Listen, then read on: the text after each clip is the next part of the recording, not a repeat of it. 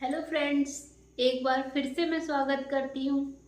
मैं शशि शर्मा आपको लेकर आई हूँ यूपी पीजीटी सोशियोलॉजी की रिवीजन क्लासेस, जिसमें मैं आपको करा रही हूँ समाजशास्त्र का पूरा रिवीजन, जिसमें हमने अब तक पढ़ा कि समाजशास्त्र क्या है, समाजशास्त्र क्या है, समाजशास्त्र की उत्पत्ति कहाँ पर हुई, किस वजह से हुई समाजशास्त्र की उत्पत्ति, समाजशास्त्र की परिभाषाएं, उसका अर्थ, उसकी विषय वस्तु, उसका विषय क्षेत्र और उसका विस्तार सबसे पहले कहाँ कहाँ हुआ और फिर हमारे भारत में सबसे पहले कहाँ पर हुआ। तो हम एक बार आपको बता देना चाहते हैं कि यूरोप के फ्रांस में, यूरोप एक महाद्वीप है और फ्रांस उसका एक कंट्री है, एक शहर है। तो वहाँ पर 1838 में सेंट साइमन थे, वो अगस्त कॉम्ट के गुरुजी थे। सेंट साइमन अगस्त कॉम्ट के गुरुजी थे। तो सेंट साइमन एक ऐसी विज्ञान बनाना चाहते थे जिससे कि समाजशास्त्र मतलब भौतिक विज्ञानों जैसी एक ऐसी विज्ञान बनाना चाहते थे जिससे कि समाज की सभी जो समस्याएं हैं, घटनाएं हैं और जो संबंध है, उनका अध्ययन विस्तार पूर्वक किया जा सके। तो इसी आधार पर उन्होंने एक विज्ञान बनाया और जिसका नाम सेंट साइमन ने रखा सामाजिक भौतिकी। इसी को देखते हुए बाद में उनके जो शिष्य थे सेंट साइमन के, अगस्त कॉम्ट, उन्होंने उसका नाम 1838 में बदलकर समाजशास्त्र रख दिया, सोशियोलॉजी रख दिया। अब ये सोशियोलॉजी इसका नाम रख दिया, ये भी एक विज्ञान बन गया। जैसे कि भौतिक विज्ञान और प्राकृतिक विज्ञान मतलब प्राकृतिक क्षेत्र का अध्ययन होता है, वैसे ही हमारे समाज का भी अध्ययन वैज्ञानिक तरीके से होने लगा। अब ये कहाँ कहाँ पे सबसे पहले पढ़ाया गया? तो अमेरिका में सन 1876 में, अमेरिका में सन 1876 में येल विश्वविद्यालय में ये सबसे पहले पढ़ाया गया। उसके बाद में ये मतलब और भी जगह पढ़ाया गया होगा, लेकिन फ्रांस में 1889 में, काफ़ी समय बाद फ्रांस में ये पढ़ाया गया 1889 में। अब हम अपने भारत में देखते हैं, हमारे भारत में बम्बई विश्वविद्यालय में 1914 में ये बीए स्तर पर सबसे पहले पढ़ाया गया, 1914 में। फिर 1919 में पैट्रिक गिडिंग्स थे, एक समाजशास्त्री थे पैट्रिक गिडिंग्स, उनके लिए विभागाध्यक्ष बना दिया गया समाजशास्त्र का। लेकिन 1924 में उनके लिए हटा दिया गया और उसकी जगह पे हमारे जीएस घुरिये को विभागाध्यक्ष बना दिया गया समाजशास्त्र का। फिर उसके बाद में देखते हैं हमारे लखनऊ में, उत्तर प्रदेश के लखनऊ शहर में, ये 1921 में राधा कमल मुखर्जी की विभागाध्यक्ष उनके लिए बनाया गया और वहाँ पे ये समाजशास्त्र पढ़ाया जाने लगा। 1917 में ये कलकत्ता में विजेंद्रनाथ शील ने पढ़ाया। ऐसे करके ये पूरे भारत में धीरे धीरे फैलने लगा और इसी को 1914 से लेके 1947 तक का प्रतिस्थापन औपचारिक युग कहते हैं, जिसमें समाजशास्त्र का काफ़ी अधिक विस्तार हुआ। ये सब हमने समाजशास्त्र को पढ़ा, मतलब समाजशास्त्र के अर्थों परिभाषाओं में ये सारी बातें हमने पढ़ ली। अब विषय क्षेत्र की बात करते हैं। तो समाजशास्त्र को दो भागों में, दो संप्रदायों में बांट दिया। एक कहता है कि समाजशास्त्र एक विशेष विज्ञान है, तो एक संप्रदाय कहता है कि समाजशास्त्र एक सामान्य विज्ञान है। तो इसी के लिए एक स्वरूपात्मक संप्रदाय बना दिया गया और एक समन्वयात्मक संप्रदाय बना दिया गया। अब उसकी विषय सामग्री, ऐसे ही इन्होंने विषय सामग्री को भी कई भागों में बांटा है समाजशास्त्रियों ने। जैसे इमाइल दुर्खीम ने बांट दिया है स्वरूपात्मक, उसमें सामाजिक स्वरूपात्मक शरीर, सामाजिक शरीर शास्त्र और सामान्य विज्ञान। अगस्त काउंट ने भी 2 भागों में विषय वस्तु को बांटा है, सामाजिक स्थैतिकी और सामाजिक गतिकी। और मैक्स वेबर सामाजिक क्रिया की बात करते हैं। वहीं पर मैकाइवर व पेज बात करते हैं हमारे उसकी सामाजिक संबंधों की। तो ऐसे करके इन लोगों ने अपने अपने तरह से बांटा और इसका अध्ययन किया। इसी कड़ी को आगे जोड़ते हुए फिर हमने इसके बाद एक समाज आया हमारा टॉपिक, जिसमें हमने समाज क्या है, एक हमारी मौलिक अवधारणा है, मूलभूत अवधारणा है या फिर प्राथमिक अवधारणा। सबसे पहली अवधारणा क्या है, समाज है। तो हम समाज को पढ़ रहे हैं। पिछली वीडियो में हमने समाज की अर्थ और परिभाषाएं बता दी।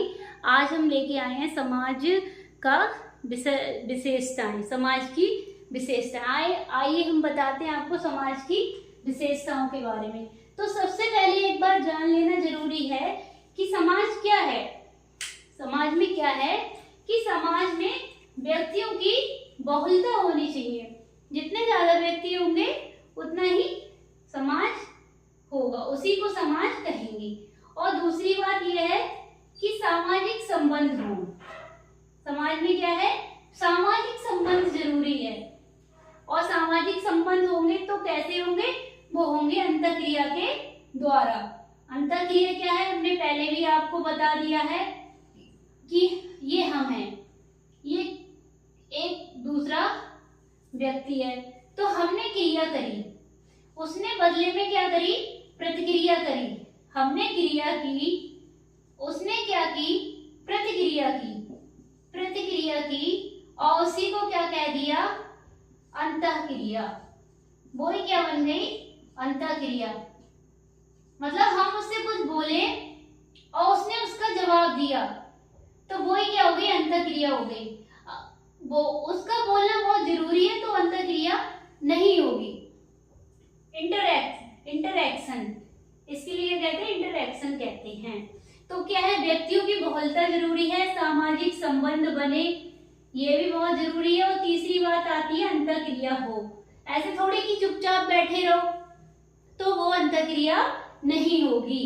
व्यक्ति चाहे कितने भी हो और चुपचाप बैठे रहे तो अंतःक्रिया नहीं होगी। तो ये 3 बातें बहुत जरूरी है समाज के अंदर। अब हम बताते हैं समाज की विशेषताएं। तो सबसे पहली विशेषता हमारी आती है पारस्परिक जागरूकता।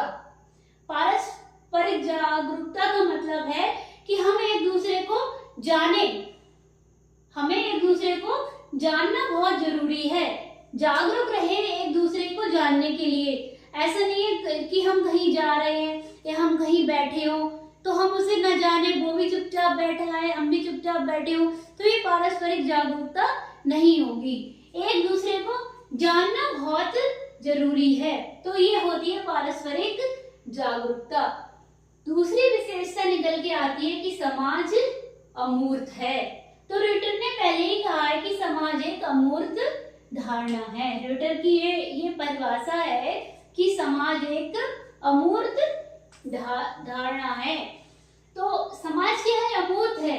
अमूर्त किस लिए है, क्योंकि समाज में क्या है कि व्यक्तियों के सामाजिक संबंधों से समाज बना है। व्यक्तियों के जो सामाजिक संबंध हैं, सामाजिक संबंधों से समाज बना है, ना कि व्यक्तियों के संख्या से, ना कि व्यक्तियों के समूह से। तो क्या है कि अमूर्त है। अब हमारे संबंध कैसे होते हैं, हमने किसी से संबंध बनाए तो वो हमें दिखेंगे थोड़ी, वो तो अमूर्त होंगे, ना उनका कोई आकार होगा। तो क्या है, सामाजिक संबंध क्या है, अमूर्त है। तो यही दूसरी विशेषता है कि समाज अमूर्त है। तो इसी में राइट है एक समाजशास्त्री, वो क्या कहते हैं कि समाज व्यक्तियों का समूह नहीं। क्या है कि समाज जो है वो व्यक्तियों का समूह नहीं है, यह तो समूह के बीच, यह तो समूह के बीच संबंधों की व्यवस्था है।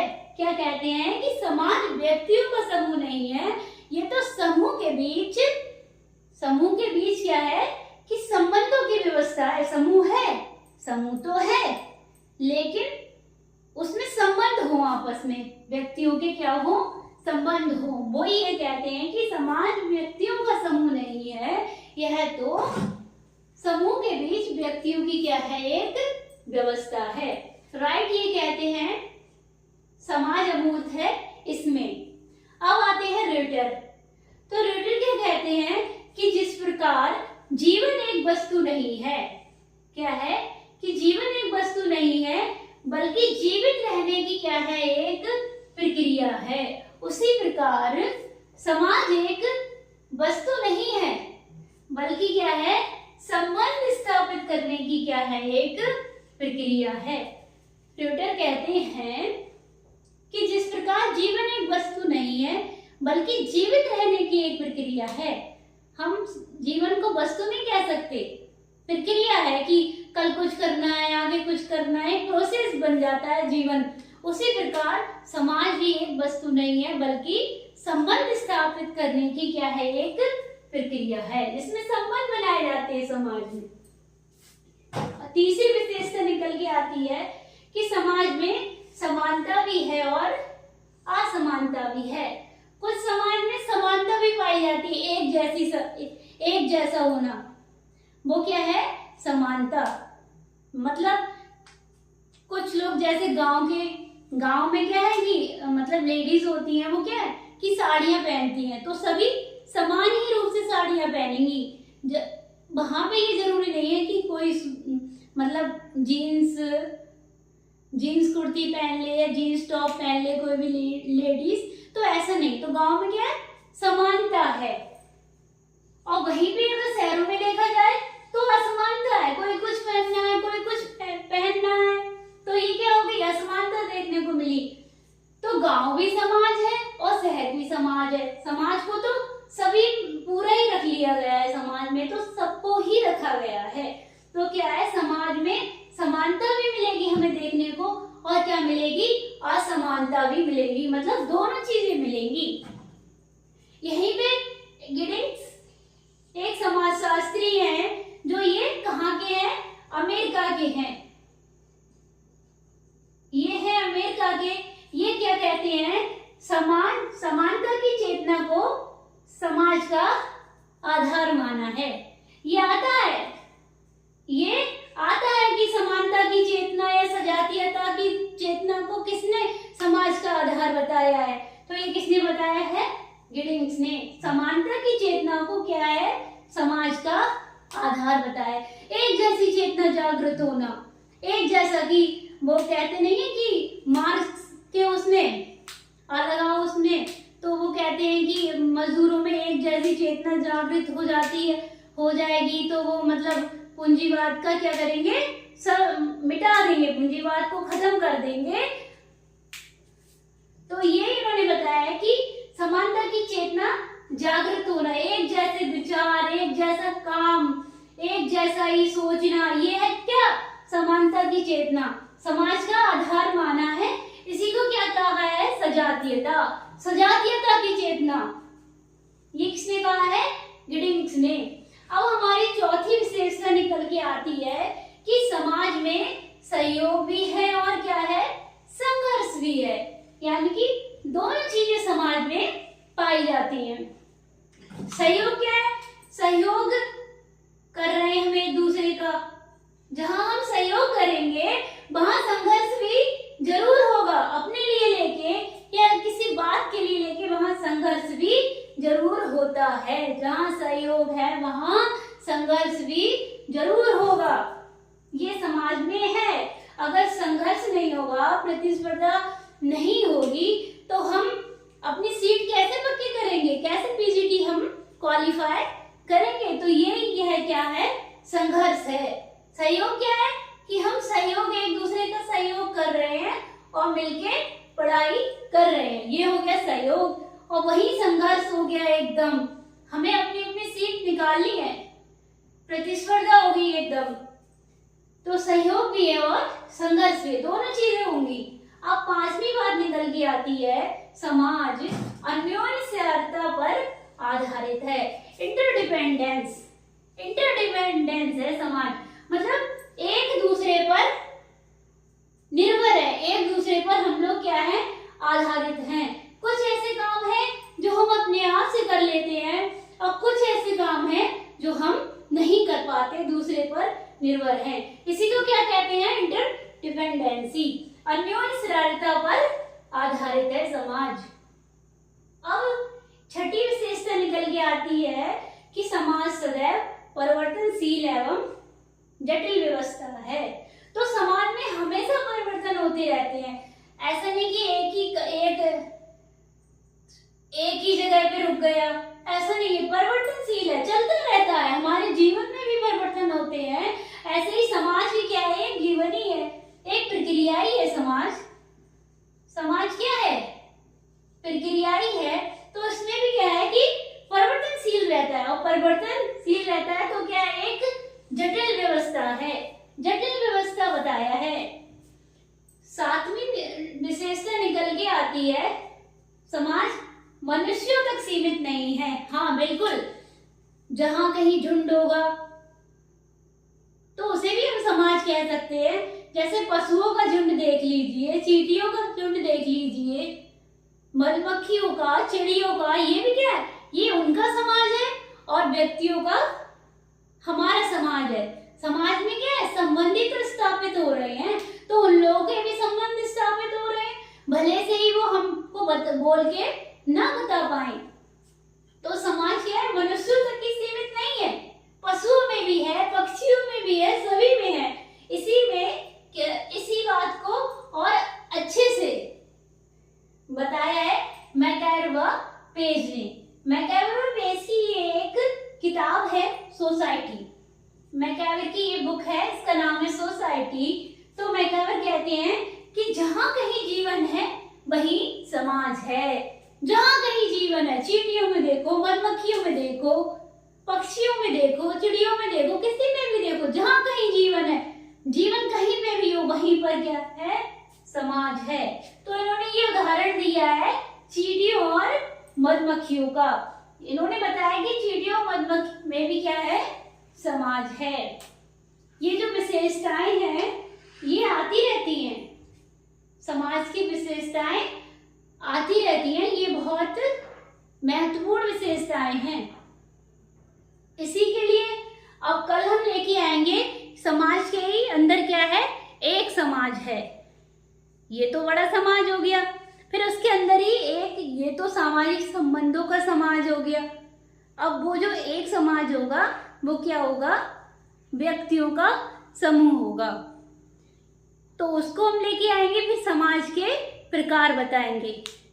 बने रहिए और आप देखते रहिए मेरे साथ मेरी रिवीजन क्लासेस। धन्यवाद।